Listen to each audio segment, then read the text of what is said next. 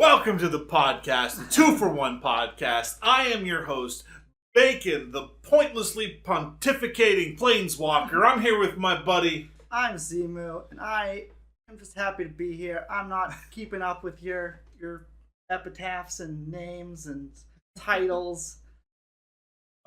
Someday we'll get you one. Most definitely. But until then, wordsmith. But, so we are here to talk about Magic the Gathering. We are nerds, and we enjoy the sound of our own voice.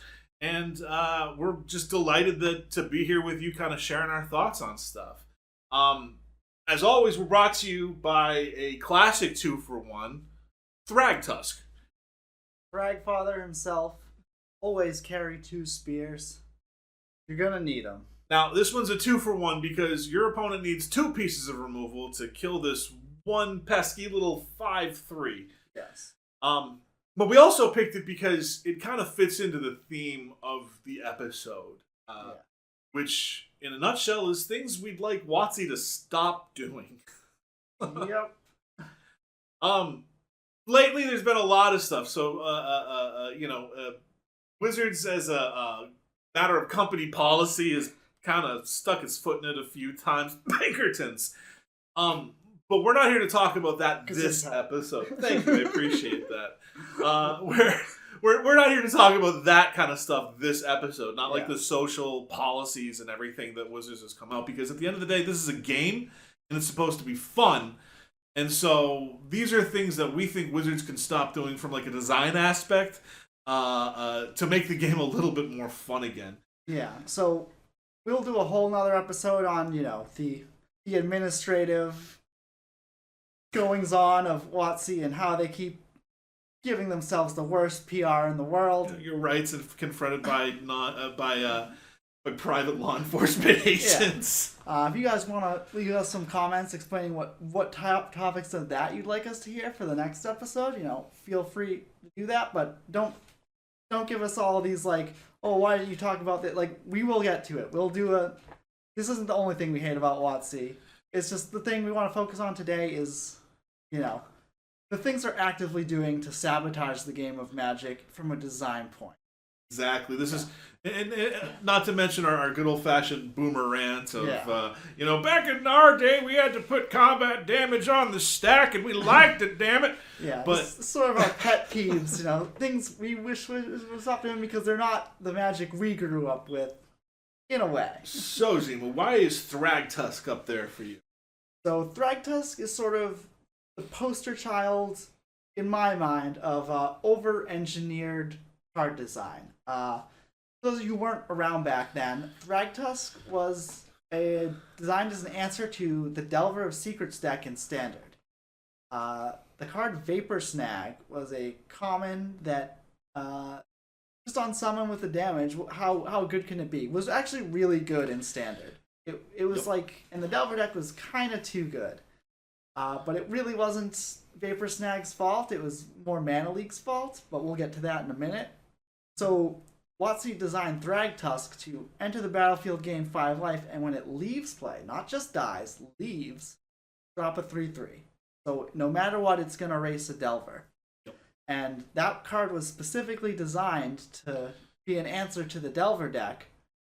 But, turns out, you can't play a 5-drop that gets Mana Leaked in a format where Mana Leak's legal, at least not in Standard, so, didn't do anything, and then once Mana Leak rotated, Thragtusk Restoration Angel was around and was really good for the rest of its tenure in Standard. I remember that quite well. It was always very difficult when suddenly it went from 5 power on the board to 11 power on the board and your opponent's up 10 life.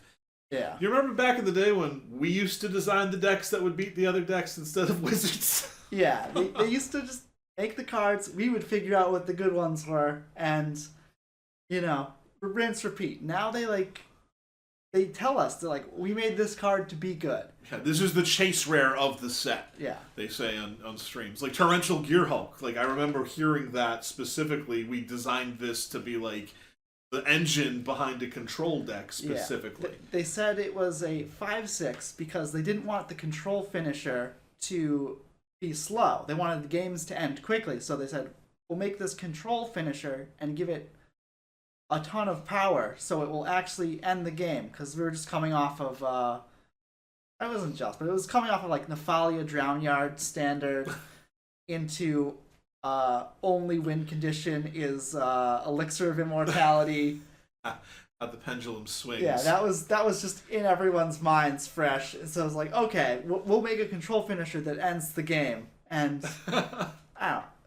In the long run, Torrential Gear Hulk was sort of like a fine power level, and Dragtusk, while very good in standard, like oppressively good, kind of not even good enough in modern anymore. So like it evens. Yes, it evens itself out. It's a sweet card. It's a cool card, but there's a lot of trouble you can get into when you do this and you mess up. Exactly. Like there have been some cards that have just been absolutely way too powerful. I'm personally, when I think of that, I think of Modern Horizons and Modern Horizons 2. More so 2. 2 especially, yeah. I mean, Yeah. at this point, Fury's been banned. That's kind of old hat, but just designing it to be that powerful and to be played in every red deck really had some negative effects on the format. I mean, what kind of... I personally saw like a really diverse meta for Modern suddenly just go, everybody play Rakdos Grief, and if you're not playing these elementals, you ain't shit. Yeah. And that was a difficult thing to watch, especially as someone who used to like to play some of the more niche decks out there in Modern. Yeah, so the Pro Tour before MH2 came out, before COVID, the last Modern Pro Tour before in the before times, the top most represented deck, I believe, was Humans at 10%. Just imagine that. Highest level of competition, the most represented deck is 10% of the meta. There were so many decks. Now, like, at the most recent Pro Tour, was like Scam was 33% or something. And you see the same cards in like 60% of decks out there. It's awful. Like, in terms of that diversity of the ecosystem. And now, with Wizards' design philosophy, it's like they're solving the problem with bannings, they're solving the problem by printing new things that they think solve it, instead of letting us figure out how to actually get the game back to where it needs to be. Ragavan, busted card. Absolutely absurd card by card design standards. And is kind of just unplayable now that Bowmaster's been printed and just deals with 3 of them by itself. Yep, it's absolutely absurd. But Bowmaster's its own can of worms. We're just in a constant cycle of that lady that swallowed the spider to catch the fly and swallowed the bird to catch the spider. I don't know the nursery rhyme the whole way through, but eventually you're gonna swallow a horse and die. Yeah, we released the snakes to eat the mice, and now the gorillas will kill the snakes, and then winter will come hopefully and wipe the gorillas out, and we'll be good to go. But it's interesting because like sometimes they get it right though, and that's the thing that really bugs me. Like it's funny because the set that stands out both in terms of way too engineered, super powered cards, and they got a couple of them right, is the same one. It's the Lord of the Rings set. Whereas, you have Bowmaster and you have the One Ring, which is just like, first of all, I need to rant for a second that they don't make it, you can't have more than one of the One Ring in the deck, like huge swing and a miss design wise. But then they did they did a lot of fun things, like top-down design cards, like Samwise Gamgee, making food for your creatures. That fits. You have 9 Nazgul in your deck. That's awesome. That's flavorful. 9 Nazgul and it for works. the One Ring. They gave you 9 Nazgul, but they didn't only let you play One Ring. I know, right? But like it's just interesting. Like you see a card like Samwise and cards like Rosie and all of these other ones that suddenly new decks are coming out around them, instead of just now everyone has to play 4 Bowmasters and 4 One Rings to counter the Bowmasters and counter the Sheoldreds and all that kind of stuff. So it's not like they don't know how to do it, it's just that they think too much about this is their format and they need to solve it rather than this is the player's format. Let's print some cool cards that have some flavor in them. Yeah, and like part of their reasoning they mentioned for unbanning Preordain was, oh, Murktide's not as good as it used to be. Like, that's up to us to fix. That's a terrible. First off, you're favoriting decks. Like, what about food combo wasn't as good as it used to be. Why doesn't food combo get an unban? Or I guess there's nothing you could unban for that. That's true. But like, why doesn't give me Faithless Looting Pack? Yeah, Dredge isn't as good as it used to be. Where's Grave Troll and looting? Yeah, I could use either. I'll take either of those at this point, but Faithless Looting especially. And those were the bad days.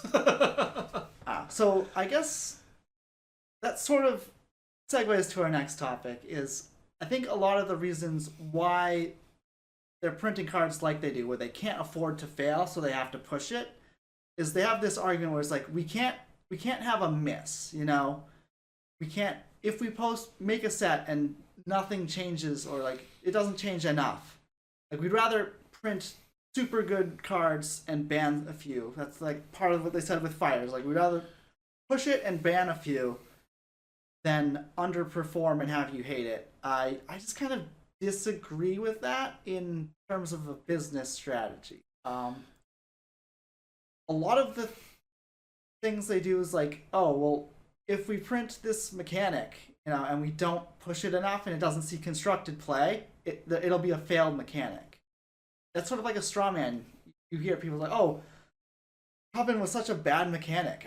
I don't there's no Coven deck. Like, that's clearly a limited mechanic. There's not supposed to be a Coven deck. It's a situation that comes up. It's not every mechanic need a deck built around it. What do you mean this deck doesn't have a full party assembled? Yeah.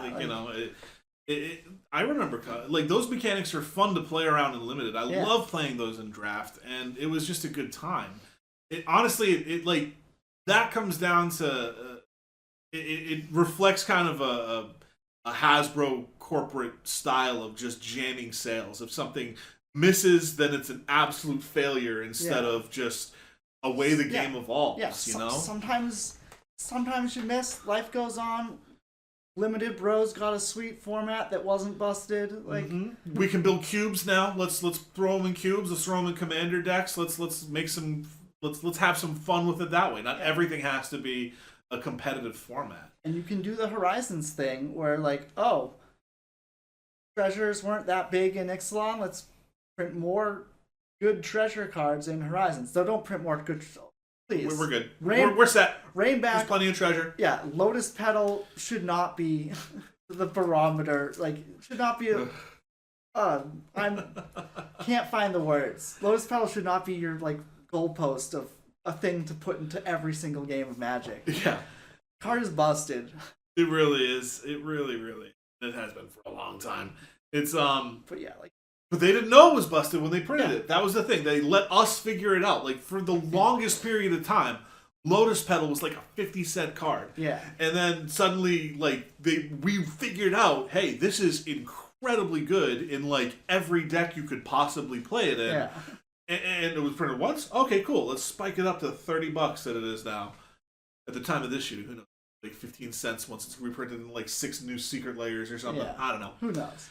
But yeah, they keep pushing things. Like they used to have a block, so they would give us, like, in the first set there's only basic cycling, and then in the next set you get like goblin cycling or something. Plane cycling. Yeah, and then you get like basic, like they would ramp up the complexity and the cool stuff you could do with it. Now they have one set to make that impression. They don't get to see how it pans out. I know that the sets are like designed years in advance, so like they don't necessarily get to tweak as many levers as we think they do, but they could pull a card if they're like, oh wait, food was way too good. I think a good example of both aspects, the good and the bad that we're talking about, comes from Ravnica and Ravnica Remastered, where they're releasing all these different mechanics. And some of them are good, some of them are bad, some of them were good in a way that they didn't intend for it to be, like Dredge, for example. But they're slowly releasing support for them within those sets as they're unleashing them. Now, I don't know if you've played any Ravnica Remastered drafts, but it is delightful chaos. But it is definitely chaos because they just flooded 10 different mechanics out into the same thing with all the guild gates. But Dredge actually kind of brings up the older point too that we were making, where you're just not only over engineering decks itself, but you're saying, hey, this format, this mechanic needs to be good. You release another card into it, and you go, oh my god, it's way too good, and then you ban it, and suddenly people like me are salty because my Dredge deck is no longer good because you banned the best cards in it. Yeah, so they unbanned Golgari Grave Troll, and that was a fine unban. I know we're gonna get tons of hate at this comment, but it was a fine unban at the time.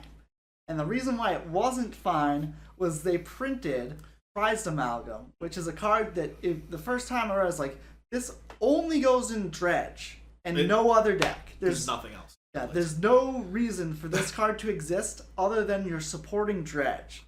And Dredge is like the they call it the Storm Scale. It should be called the Dredge Scale. It's like the poster child of like playing with fire to support this mechanic. It's like, why would you ever... We were so close to just leaving Dredge. I love Dredge. But we were so close to leaving Dredge behind as a thing that was just like, only in Vintage because you have Bazaar.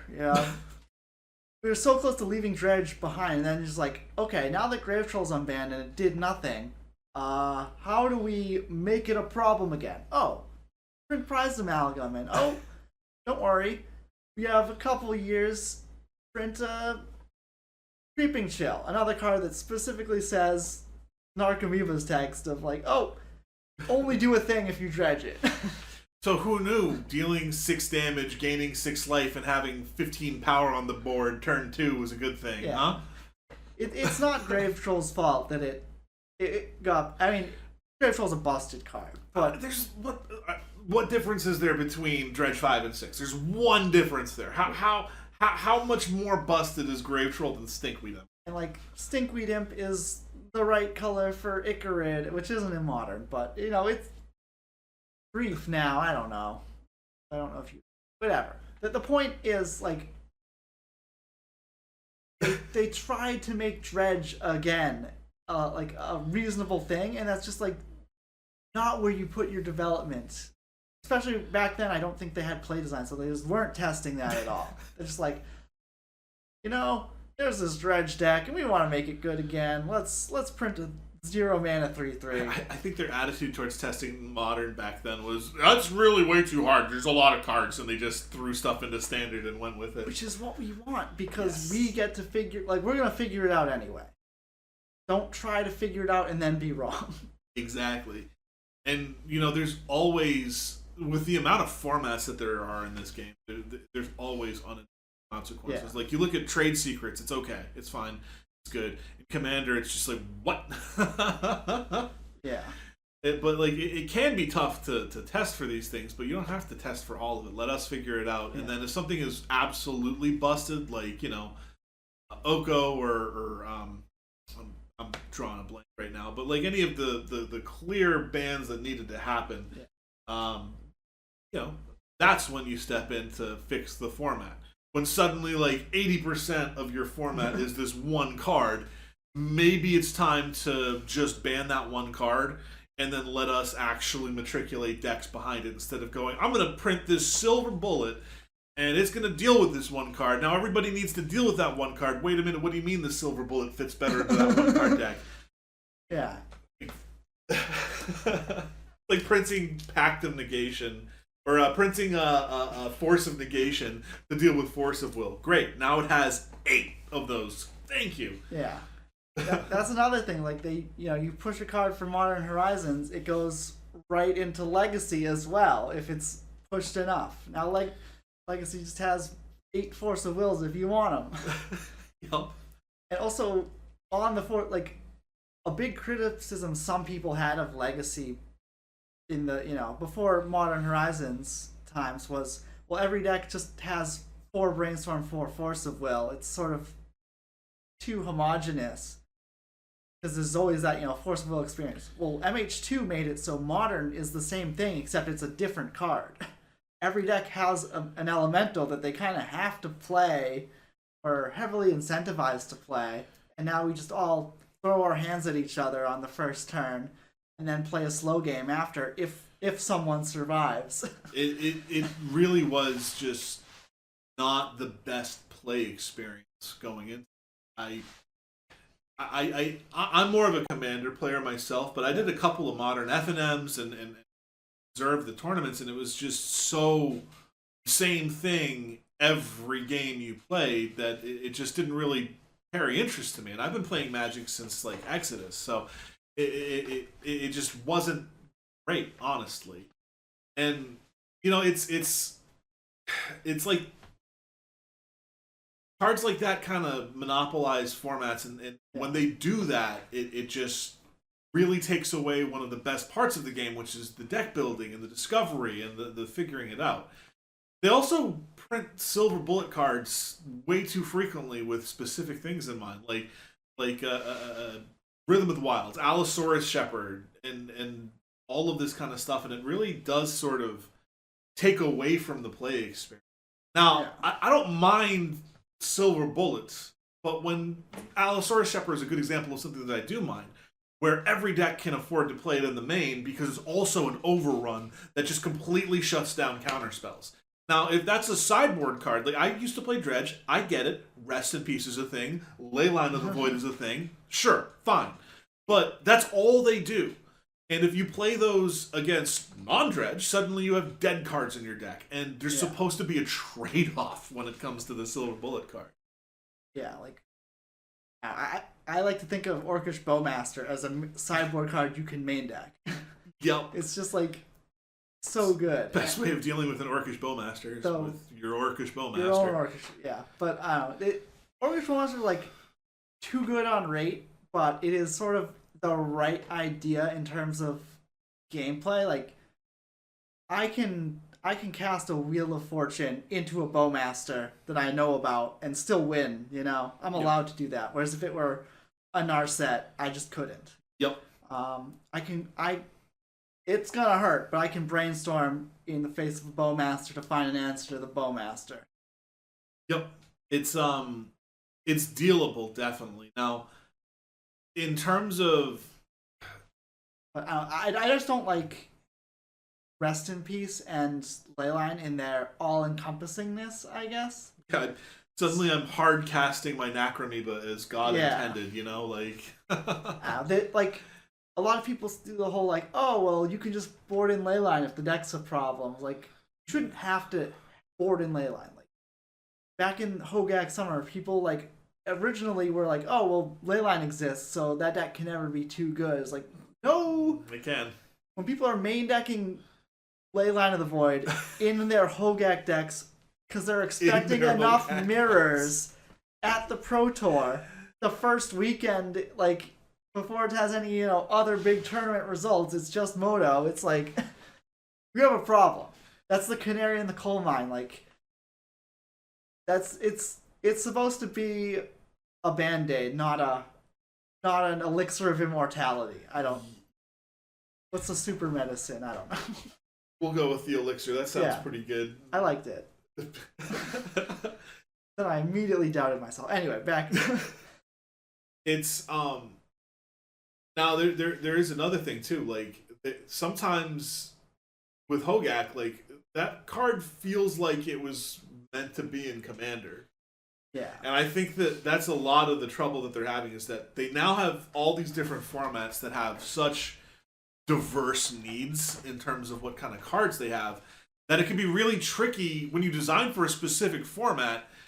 Like, you don't know how it's going to interact with the others. So you see Hogak, it looks cool. It can really interact. It's a commander that you can cast quickly, and in a format with 40 life, it doesn't crush you that fast. But then suddenly it's like, you're playing a format where everybody starts at 14. Thank you, shock fetches. Yeah.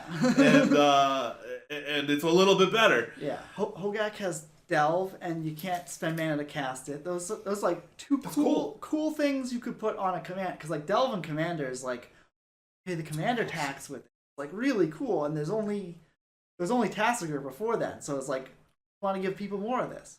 8/8 trample, good number to get to 21 and have it be interesting. You get some chump blocks, even though it has trample, to be meaningful. You're not gonna. It's gonna get hard to get to 40 with just that.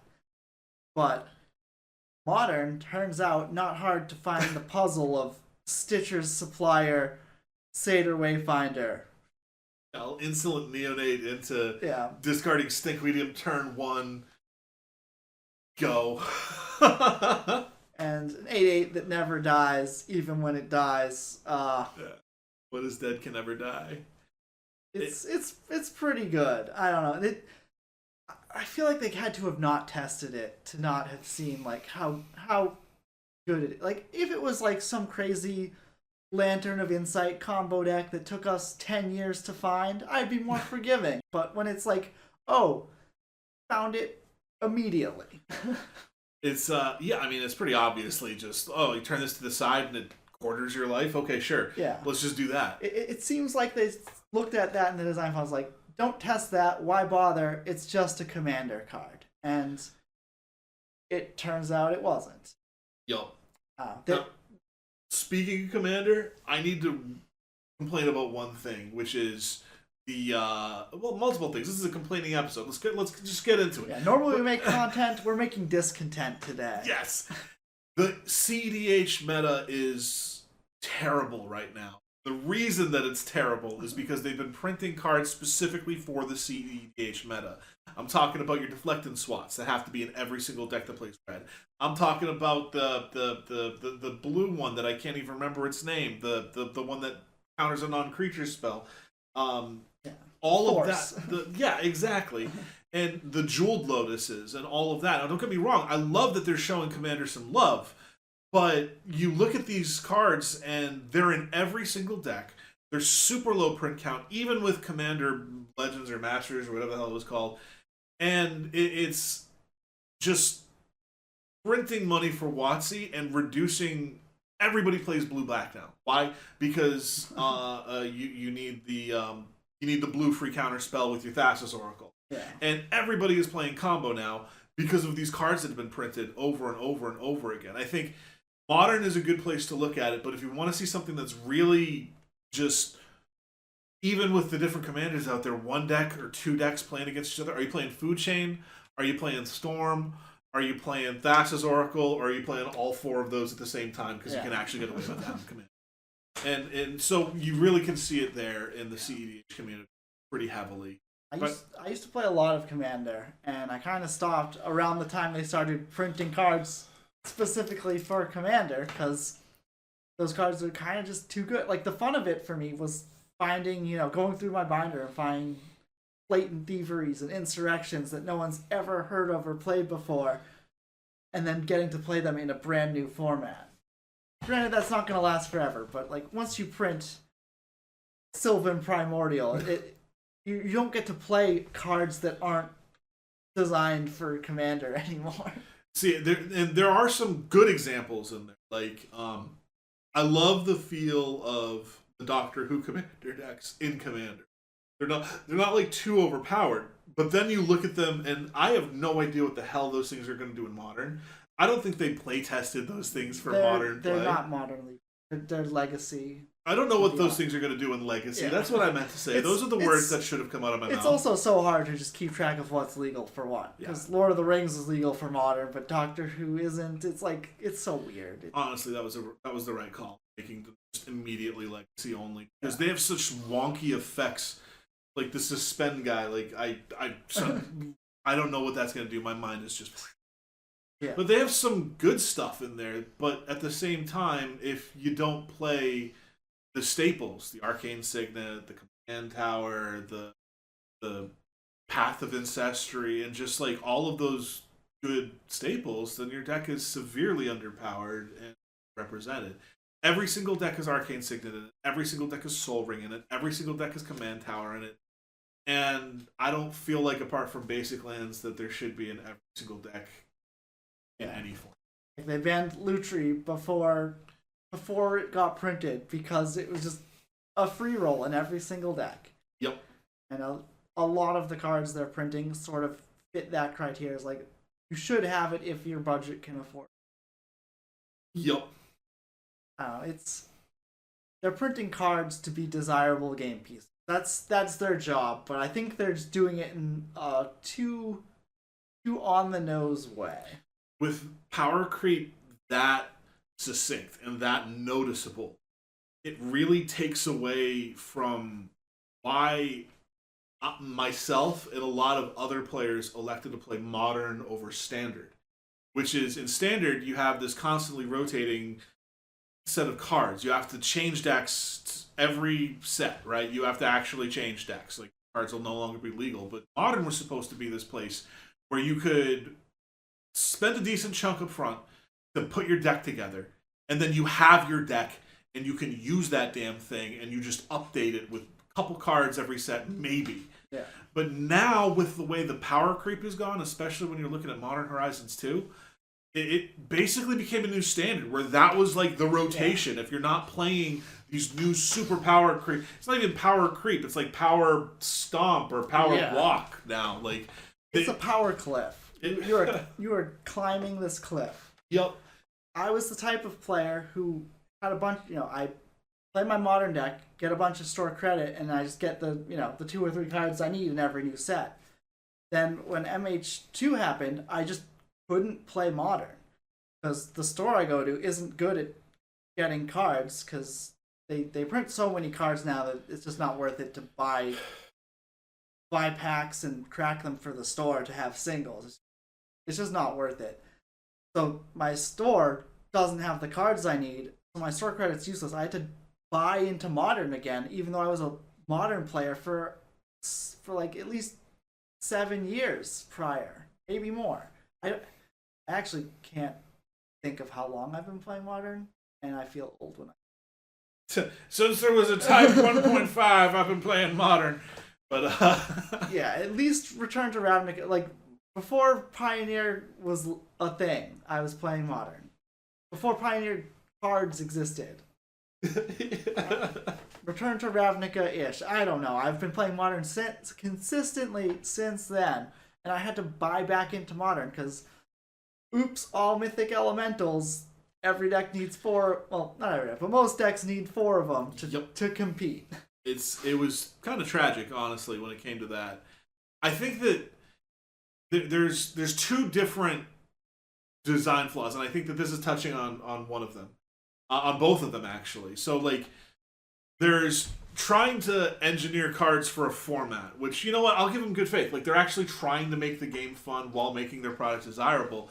But there's a lot of stuff that, like, there's unintended consequences to that. I don't think it's a good way of going about it. But what's egregious is when they're simply printing cards to just milk money out of you, which is what it feels like when you're taking a format like Modern and forcing people to update their decks with every card from every new set that ever comes out. Suddenly it goes beyond that. Even in a set that I like Wilds of Eldrin. Overall, I really liked the feel of that set. The food token stuff was cool. The gingerbread man dude was awesome. I think he's terrible but wonderful all at the same time. But then you have like the cauldrons for like $50. Of course people are gonna have to buy that. That's gonna go straight into everything. Everything. There are no non-bows with that card. And so when you start seeing them just trying to do that and then doing things like publishing that Commander set debacle that was specifically just trying to milk the secondary market, even though they don't try to milk the secondary market, even though they priced the packs out so that they reflected the EV of the secondary market, it just gets terrible. And that's when you start seeing things that really hurt the game from a business perspective. Like you were saying, you can't open packs anymore because it's just not viable in terms of keeping up with all these different versions of cards coming up, the secret layers, the foil types, the art types. Like, I can't keep track. Yeah. We maybe we shouldn't venture too much onto the business side because that might be our next episode. But teaser into the next episode, right there. I mean, they're enough intertwined. I think that it's the thing. But from a gameplay perspective, though, not even from the business, when you're doing it that way and printing cards with such high power creep that people have to buy, it just cheapens the whole experience. Modern's supposed to be a non-rotating format, but it just rotates with Horizon sets now. Exactly. Or Lord of the Rings is basically Horizons 3. Exactly. And it wasn't actually that big of an impact, but it was. I mean, we got a bunch of commons or land cyclers that see a lot of play, and the Bowmasters, the Ring. There's some stuff going on. Most definitely. But I miss what you said. Where it's like, oh, I just have my deck, and it's always there. It's always going to be fine. And now, like, you rock up with any deck pre MH2 with no MH2 cards it's embarrassing. Every modern deck I own is out of date now because I didn't get those elements. No more Seismic Swans, although I don't think that was ever in date. No more Dredge and no more Jeskai Control because I don't play because I don't have the Furies and I don't have the Solitude or what the white. White one, Solitude. Nailed it. First try. Like, I know what I'm talking about, baby. Yeah! Well, Fury got banned, too, so you can skip that one happily. That's true. But it's just been an interesting kind of... Yeah. And also, like, I feel like WOTC is doing the best they can to add problem. It's, I don't know. There's a difference between, like, printing this new card that, the One Ring, and it's like, maybe it's too good, and reprinting Shardless Agent into Modern. Like, who looked at the Cascade decks and was like, this is fun gameplay, you always do the same thing, and you have 12 copies of your combo card. Why not add that to more colors and make it better? Who thought that was a good idea? They printed Shardless in Plane Chase at first as the sort of like direct to legacy, for Commander, and it saw play in Legacy in Shardless Sultai immediately. Getting Ancestral Visions and just pitching to Force, and it was very clearly a good card. Yeah, it's so much playing with fire to go. Yeah, let's add more Cascade to this format instead of doing the thing where it's like, let's just hope enough good 1 and 2 mana cards get printed that you can't play Cascade ever again. It's like, no, let's just inject the Cascade directly into my eyeballs. And they discover that the Cascade that's not Cascade in the new Ixalan set? That's the same thing. Just play with fire. And what do you know? They had to ban something in Pioneer. Yep, it's that Dinos deck. Honestly, it's pretty absurd. Even the you just to go how powerful that is. You can crack open that Dino Precon, and suddenly, for Commander, and suddenly you're competitive with people that have been like tuning their non-CEDH decks for months. They're like, I do all these cool things in Dirtle with Artifacts. You're like, cool, here's 30 power on the board, and they're all going to turn to the side right now. I'm going to double that one. It's like Commander. It's fine to have Cascade because you can't have a 100-card deck that like deals with that the way that it manifests in regular Magic. Having one Shardless Agent in a 100-card deck is different than having 4 in a 60. And, 8 other Cascade cards, you don't care which ones they are. They just have to fit your mana base. But you mentioned the Dinosaur. There's a Dinosaur with Cascade, Discover 5 or something. Trumpeting Carnosaur, I think it's called. And that's a perfect example of everything I hate about current Magic design. So the cool thing about Cascade with Eternal formats is like you get to see your Bone Crusher Giants and go, oh, this costs 3, so you can put it in your Cascade deck, but you do the thing with 2 mana with it. It's like cool. It's like a neat way around it. But then they printed a card with Discover 5, and it has a 3 mana pitch to do 3. It's telling you how they know how we break it, and they're just giving us all the tools, 1 card, it's too on the nose. It's too direct. It's like, hey guys, we know how you're gonna break this. Just have it all at the same place. And I just hate It's especially egregious with the cascade mechanic or discover. It's like all roads lead to the same thing. It's not interesting gameplay. Like there's a bunch of people at WOTC that must love uninteresting gameplay. That's the only explanation.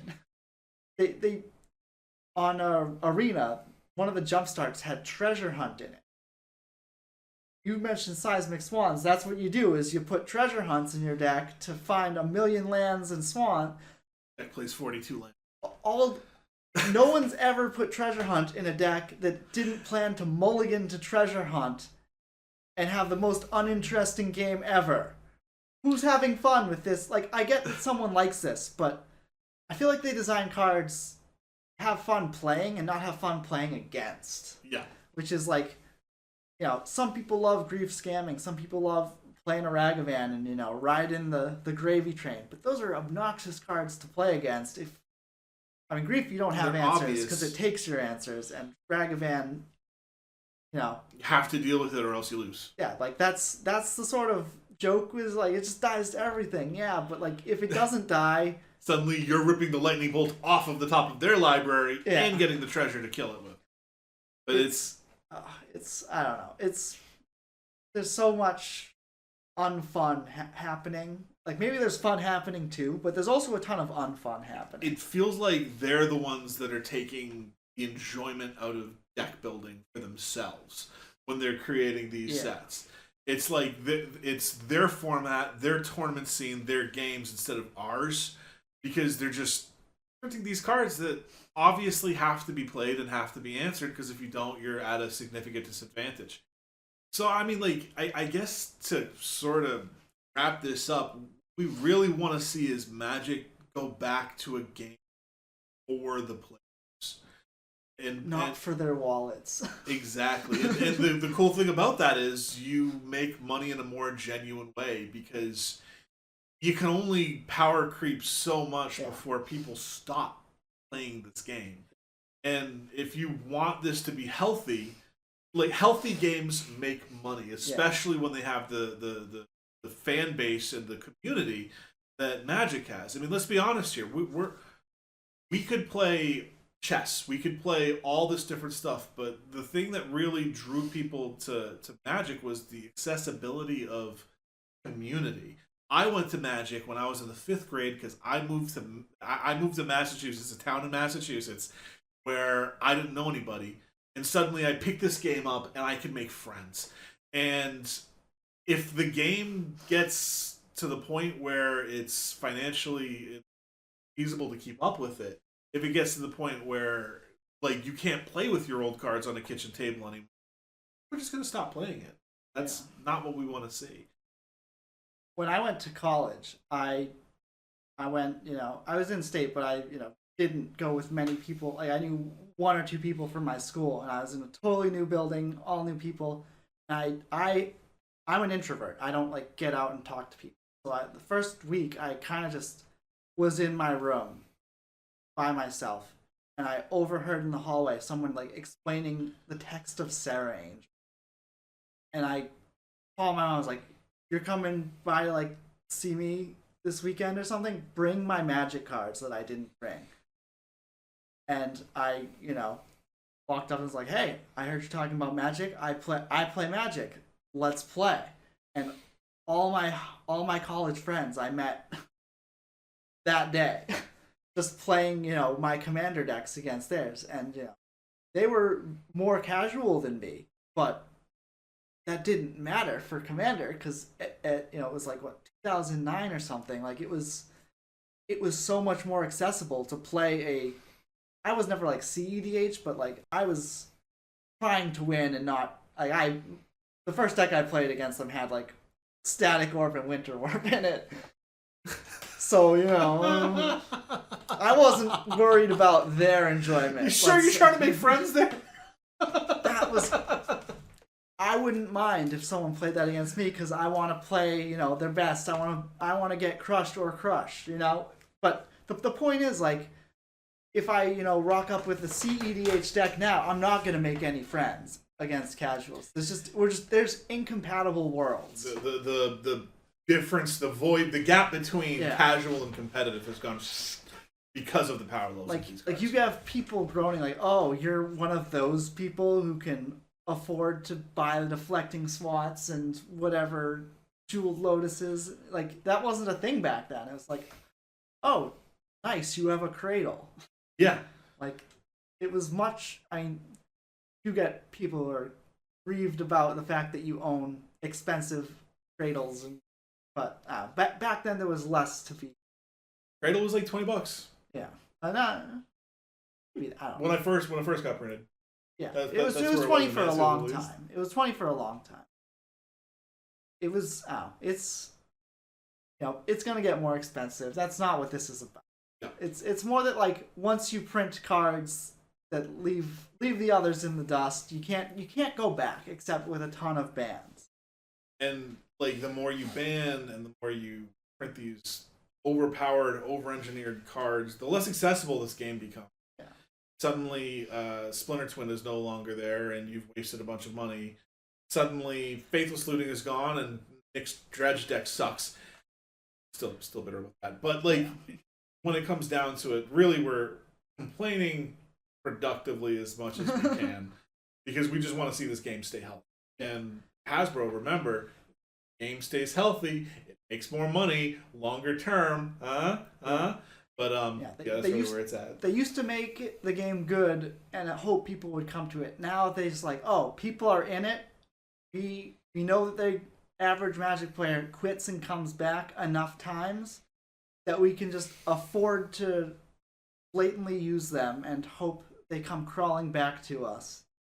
And that's what, we don't want that cycle. We want it to be just a fun game to play for everyone continuously.